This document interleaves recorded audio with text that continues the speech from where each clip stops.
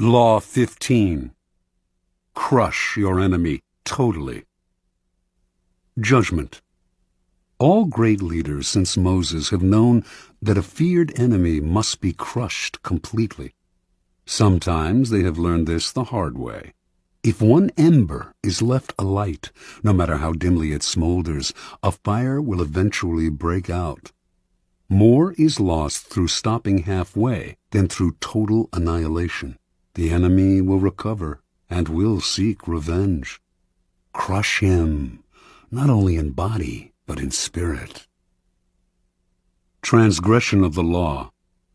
No rivalry between leaders is more celebrated in Chinese history than the struggle between Xiang Yu and Liu Bang. These two generals began their careers as friends, fighting on the same side. Xiang Yu came from the nobility, large and powerful, given to bouts of violence and temper, a bit dull-witted. He was yet a mighty warrior who always fought at the head of his troops. Liu Bang came from peasant stock. He had never been much of a soldier and preferred women and wine to fighting. In fact, he was something of a scoundrel, but he was wily, and he had the ability to recognize the best strategists, keeping them as his advisers, and listen to their advice. He had risen in the army through these strengths. In 208 BC, the king of Chu sent two massive armies to conquer the powerful kingdom of Qin.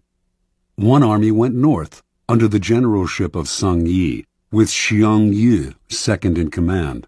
The other, led by Liu Bang, headed straight toward Qin. The target was the kingdom's splendid capital, Xianyang, and Xiang Yu, ever violent and impatient, could not stand the idea that Liu Bang would get to Xianyang first and perhaps would assume command of the entire army. At one point on the northern front, Xiang's commander, Song Yi, hesitated in sending his troops into battle. Furious, Xiang entered Song Yi's tent, proclaimed him a traitor, cut off his head, and assumed sole command of the army. Without waiting for orders, he left the northern front and marched directly on Xianyang. He felt certain he was the better soldier and general than Liu, but, to his utter astonishment, his rival, leading a smaller, swifter army, managed to reach Xianyang first. Xiang had an advisor, Fan Tseng, who warned him, this village headman, Liu Bang, used to be greedy only for riches and women, but since entering the capital, he has not been led astray by wealth, wine, or sex. That shows he is aiming high. Fan Tseng urged Xiang to kill his rival before it was too late. He told the general to invite the wily peasant to a banquet at their camp outside Xianyang, and, in the midst of a celebratory sword dance, to have his head cut off. The invitation was sent. Liu fell for the trap and came to the banquet. But Xiang hesitated in ordering the sword dance, and by the time he gave the signal, Liu had sensed a trap and managed to escape. "Bah!" cried Fan Tseng in disgust, seeing that Xiang had botched the plot. "One cannot plan with a simpleton. Liu Bang will steal your empire yet and make us all his prisoners." Realizing his mistake, Xiang hurriedly marched on Xianyang, this time determined to hack off his rival's head. Liu was never one to fight when the odds were against him, and he abandoned the city. Xiang captured Xianyang, murdered the young prince of Qin, and burned the city to the ground. Liu was now Xiang's bitter enemy, and he pursued him for many months, finally cornering him in a walled city. Lacking food, his army in disarray, Liu sued for peace. Again, Fan Tseng warned Xiang, "Crush him now. If you let him go again, you will be sorry later." But Xiang decided to be merciful.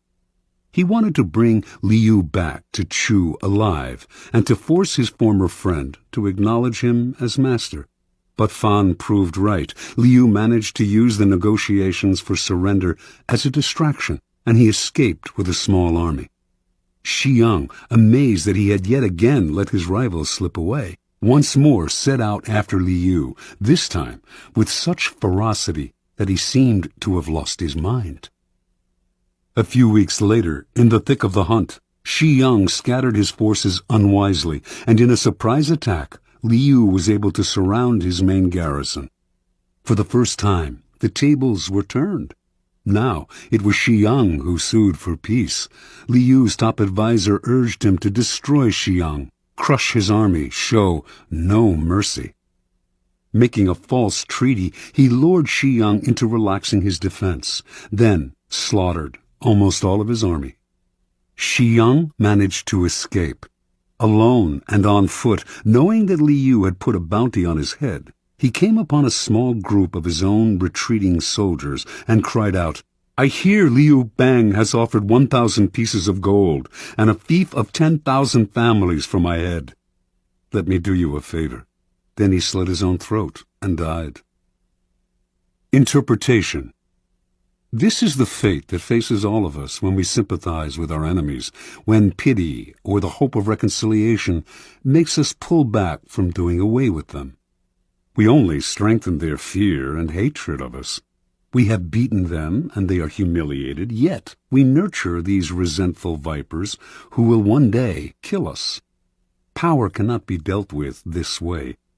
It must be exterminated, crushed, and denied the chance to return to haunt us. This is all the truer with a former friend who has become an enemy. The law governing fatal antagonisms reads, "Reconciliation is out of the question. Only one side can win, and it must win totally." Liu Bang learned this lesson well. After defeating Xiang Yu, this son of a farmer went on to become supreme commander of the armies of Chu. Crushing his next rival, the king of Chu, his own former leader, he crowned himself emperor, defeated everyone in his path, and went down in history as one of the greatest rulers of China, the immortal Han Gao-tzu, founder of the Han Dynasty. Keys to Power. It is no accident that the story illustrating this law comes from China. Chinese history abounds with examples of enemies who were left alive and returned to haunt the lenient. Crush the enemy is a key strategic tenet of Sun Tzu, the 4th century BC author of The Art of War. The idea is simple. Your enemies wish you ill. There is nothing they want more than to eliminate you. If, in your struggles with them, you stop halfway or even 3/4 of the way, out of mercy or hope of reconciliation, you only make them more determined, more embittered, and they will someday take revenge. They may act friendly for the time being, but this is only because you have defeated them. They have no choice but to bide their time. The solution? Have no mercy. Crush your enemies as totally as they would crush you. Ultimately, the only peace and security you can hope for from your enemies is their disappearance.